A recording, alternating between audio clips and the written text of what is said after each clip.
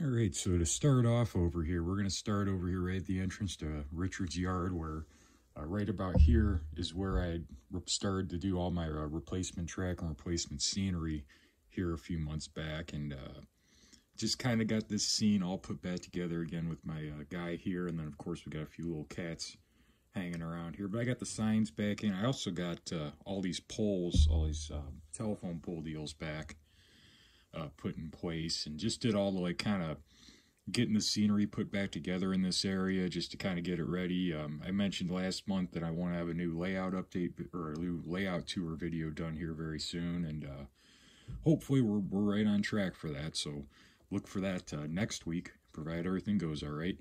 But just kind of, you know, got all this put back together here and got this to where I can start making videos again, the Conrail and HO scale ones, etc. Start doing that stuff again and be able to run trains, because this has been apart for about 2 months now. I also redid the road here in the front.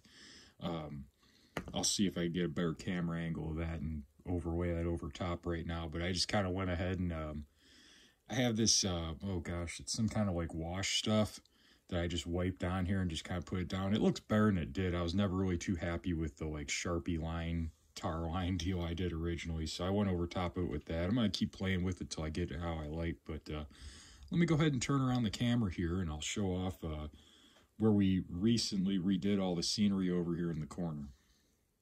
Alright, so now we're looking the opposite direction here.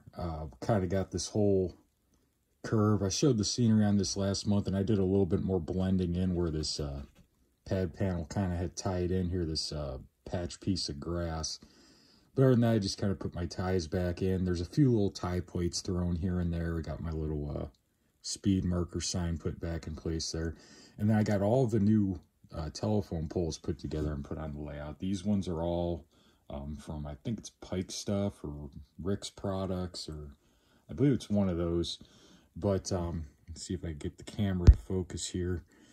So with these, somebody commented to do like a dry brush with gray paint on them, and I did, and they didn't turn out bad. They all are a little bit different, and that was kind of what I wanted. This one, as you can see, has got a bit of a streak right here, and some of them don't have much, some of them got more.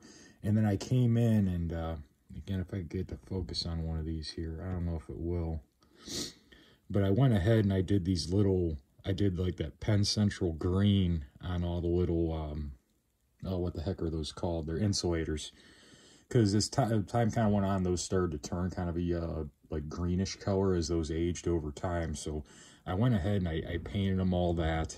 Obviously, this pole line's not in service anymore here on the O&WV, but these poles still stand, as you know, Conrail's too cheap to take them down in my layout. So they're just kind of there for effect and just add a little spice to things. But I'll throw a picture in of one of them that has the kind of show that a little bit better since my camera doesn't want to focus. But that's really been the main stuff I've been working on here on the layouts for this last month, is trying to get this corner done so that I could start making videos again of trains running and actually run trains, because I haven't ran trains since around December. I haven't been able to do a full loop because of all the scenery construction going on. So let's go ahead and check out the next thing I got done here this month. All right, so another project I kind of got done here this month was getting these Western Maryland 100-ton coal hoppers done and in the train. And hopefully you guys will be able to tolerate the camera shaking around a little bit, because I'm trying to hold my phone right now and do this. But these were the ones that were most of the way done last month here. They're now actually over on the layout and in the train, which, as you guys can see, is going all the way down around the corner over into the end of the tunnel here. But this is one of my projects. I've wanted to have this CSX coal train running for quite a while, so finally got this all done and put together, all the different coal cars and different types of, you know, patching and weather, etc., that's been done with them. So that's the big stuff I've been up to over here on the layout. Let's head over to the workbench and see what I've been up to over there.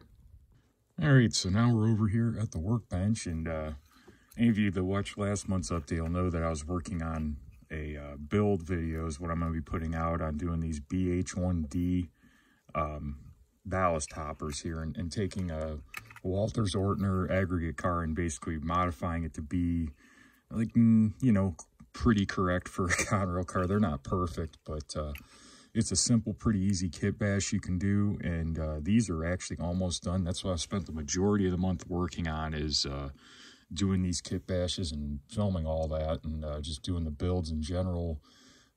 Generally was taking me one weekend to do one set of cars, because I did 4 of these BH1Ds, and then the BH1Cs were the same things. It would take me a Friday and Saturday just to do all of the kit bash work involved, and then the following week I got to paint them, and the week after that I got to decal them. So it's pretty much been the whole month has been getting these cars put together and filming all that and having them ready to hopefully next month you guys will see a video of these in a ballast train. That's the goal.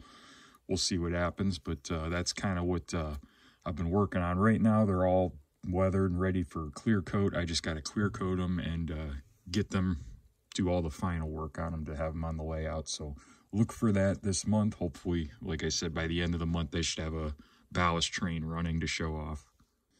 All right, and lastly, but definitely not least, a big thing I just started working on this last week and was starting to get everything going with the MT6 slug build to go with our SD38 saying behind it there.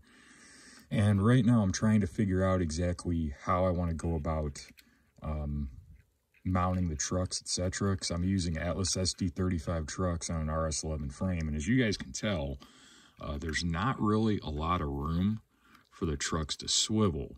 And when I looked at prototype photos on these, the step area was actually like notched in, like right about here. So I'm contemplating whether I want to do that on these or not, or whether I want to attempt to.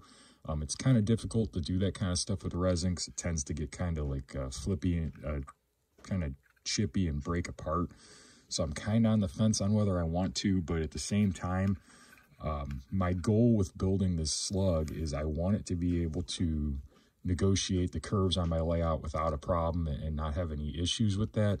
Thus far, I've been doing a lot of modification work to the fuel tank, etc., just to get as much swing room as I can, as well as kind of notching back these edges of the step area to try and get them to fix. I want to have as much room as I can for that, so that's been a pretty big project here, is trying to get this right, because obviously if I'm doing a build video on this, I want it to be something that you guys can build and follow along and not have any issues with. I don't want to have a, you know, a slug that you can only run on like a 30-degree radius. I want something that could run on, you know, 23 or 24 like mine is, my layout is, and something that'd be helpful. But, you know, a little teaser. Hopefully next month we'll have this all together here. But, you know, that's what we're looking like right now. If I can't get that all on camera, but that's what that project's looking like so far.